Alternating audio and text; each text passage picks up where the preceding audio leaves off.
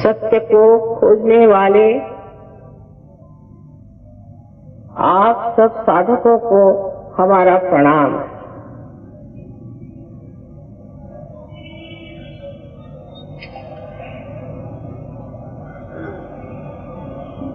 सत्य क्या है और उसे किस प्रकार खोजा जाएगा, इस पर अनेक विचारधाराएं चल पड़ती हैं। सत्य तो केवल एक है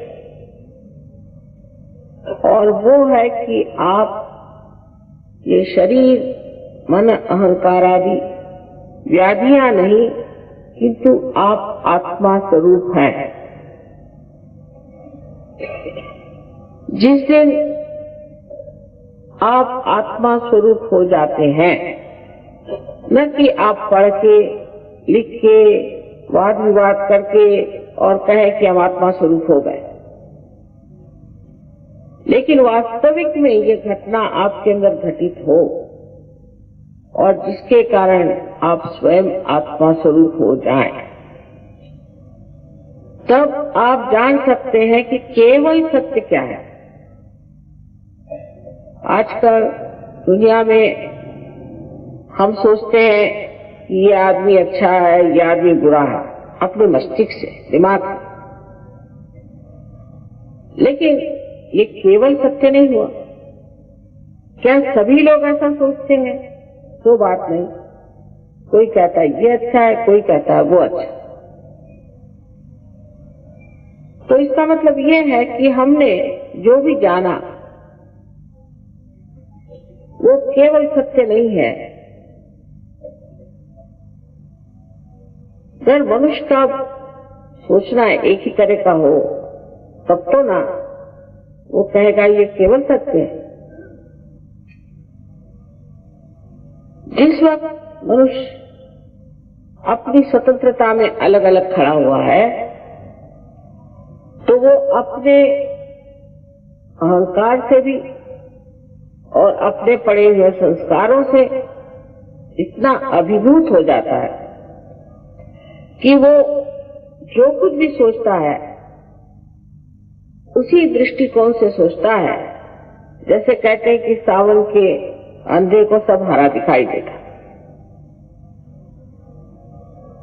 इसीलिए कबीरदास जी ने कहा है कि कैसे बतलाऊं सब जगह अंधा।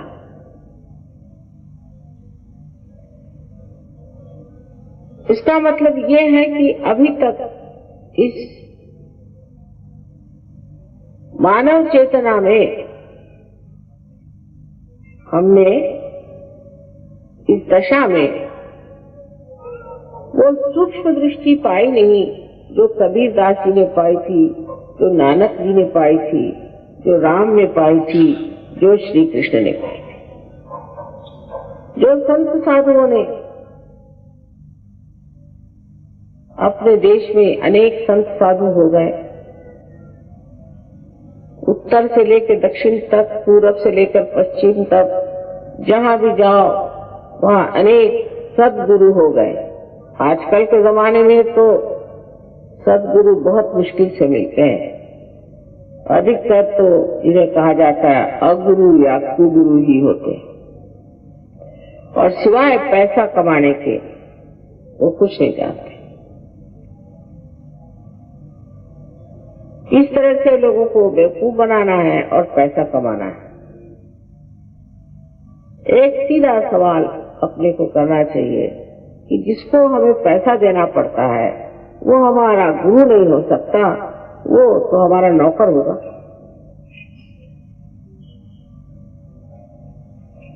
क्योंकि अगर परमात्मा एक जीवंत शक्ति है और उनकी उस शक्ति के कारण आज हम इंसान बन गए,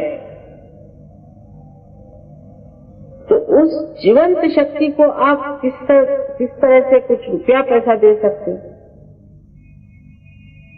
आप सोचिए कि एक बीज अगर आप इस माँ के उदर में डाल दें तो वो अपने आप ही जागरूक हो जाता है और उसमें अंकुर आ जाता है। क्या आप इस माँ को कुछ रुपया पैसा देते हैं कि उस बीज को कुछ व्यायाम करने को कहते हैं? ये तो जीवंत क्रिया है और जीवंत शक्ति की एक जीवंत क्रिया है। सर, आप इसे समझ सकते हैं कि जिस प्रकार एक बीज से अंकुर आ जाता है, उसी प्रकार आप में से भी ये शक्ति जो आपके अंदर सुप्तावस्था में है, सहज में जागृत होती है। सहज मतलब सह माने आपके साथ और ज माने पैदा हुई। ये शक्ति सहज आपके साथ पैदा हुई है, आपके अंदर स्थित है और इसके साथ आपको योग प्राप्त होता है। माने आप उस परम चैतन्य से जो निराकार में सारे संसार में फैला हुआ, जो अणुरेणु में हर जगह अपना अस्तित्व रखता है, वास्तव रखता है, उससे आप एकाकार हो जाते हैं। और ये घटित होता है सहज में, और ये हर एक मानव का जन्म सिद्ध अधिकार है।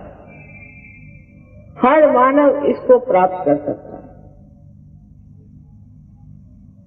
अब सब जितने संत साधु हो गए, जो बड़े बड़े हमने शास्त्र पढ़े हैं, ग्रंथ पढ़े हैं, सब में लिखा हुआ है कि अपने अंदर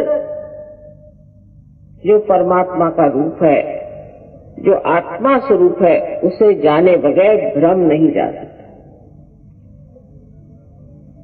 लेकिन बहुत से लोग ये भी मुझसे सवाल पूछते हैं कि अगर परमात्मा एक ही चीज है और एक ही परमात्मा के अनेक रूप हैं,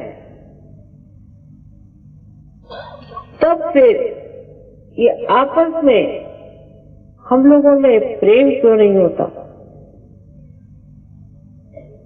अभी तक जाना नहीं कि हम एक ही शरीर के अंग प्रत्यंग हैं। मनुष्य की चेतना में अभी ये बात आई नहीं कि हम एक ही शरीर के अंग प्रत्यंग हैं। जब ये हाथ में दर्द होता है तो दूसरा हाथ उसको सहलाता है। वो ये नहीं सोचता कि मैं इस पे उपकार कर रहा हूं, और बगैर सहलाए चाहिए क्योंकि सारा शरीर दुखने लग गया। एक हाथ के दुखने से सारा शरीर दुखने लग गया। अगर आप एक शरीर से अंग प्रत्यंग सब लोग हैं, तो फिर हम लोग अलग अलग कैसे? क्योंकि हम भूल गए एक बड़ी बारी बात जो हर पौर्वात्य देशों में, ओरिएंट में, पौर्वात्य देशों में आपको सोचना चाहिए कि जहां हम लोग बसे हुए हैं, यही सोचा जाता है, खासकर भारतवर्ष में, कि संसार में जो भी चीज है ये विनाशी, क्षणभंगुर और अविनाशी जो है उसे प्राप्त करना है। लेकिन अब जो लोग साहब हो गए, अंग्रेजियत आ गई, वो शायद इसको बिल्कुल भूल गए। पर अब भी हम जानते हैं कि हमें अविनाशी चीज को प्राप्त करना है। हर चीज विनाशी है और इस चीज के पीछे में हमें वहीं तक जाना चाहिए जहां तक इसकी मर्यादाएं हैं, उससे परे नहीं। ये हम सब जानते हैं। अब भारतीयवासी विशेषकर इस बात को जानते हैं। जब हम इस सत्य को एक जानते हैं और जब हम ये जानते हैं कि आत्मा का साक्षात्कार होना ही हरेक धर्म का चरम लक्ष्य है। बहुत से लोगों ने तो देव देवताओं की बात नहीं करी, किसी ने तो परमात्मा की बात नहीं करी, ईश्वर की भी बात नहीं की, जैसे बुद्ध ने, क्योंकि उन्होंने ये सोचा कि जब तक इनका आत्मा साक्षात्कार नहीं होता, तब तक कोई भी बात करिए तो बात ही रह जाएगी और इनमें कुछ समझ नहीं आएगा। तो बेहतर है पहले सिर्फ आत्म साक्षात्कार करो, जो असली चीज है उसी को प्राप्त करो, सिर्फ तुम आत्म साक्षात्कार को ही प्राप्त करो, ऐसी बात कहते रहे। तो ये लोग झूठ तो बोलते नहीं, पहली बात। और दूसरी बात ये कि इनमें और हमें बड़ा भारी एक अंतर था। वो कभी कोई गलत काम नहीं करते, कभी भी। जो हर काम करते थे वो शुभ होता था और समाज के हित के लिए ही करते। सो इनमें ऐसी कौन सी शक्ति थी कि ये हम लोग को जैसे गलत काम नहीं करते थे? वो शक्ति थी आत्मा का प्रकाश। जब हमारे अंदर आत्मा का प्रकाश आ जाता है तो उस प्रकाश में हम देखते हैं उस सत्य को जो केवल सत्य है। पर ये प्रकाश जो आता है वो हमारे नस नस से बहना चाहिए। जिस तरह हम जानते हैं कि इसको छूने से ये ठंडा लग रहा है और अगर उसे छू ले तो गर्म लगेगा, उसी प्रकार हमारे उंगलियों पे पता होना चाहिए, उंगलियों पे पता होना चाहिए उसका बोध, उसका विद, जिससे वेद शब्द बना है, उससे इसे इंग्लिश में नॉलेज कहते हैं, नोइंग, नॉस्टिक कहते हैं।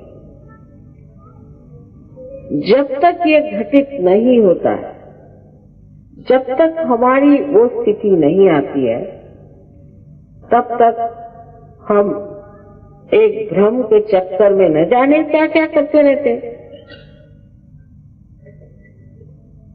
अब कोई साहब है, उनको बैठे बैठे भगवान का नाम ही रखते बैठे। कोई साहब है वो कुछ और करते बैठेंगे। उनसे पूछिए कि ये सब करके क्या आप पाप रहित हो गए?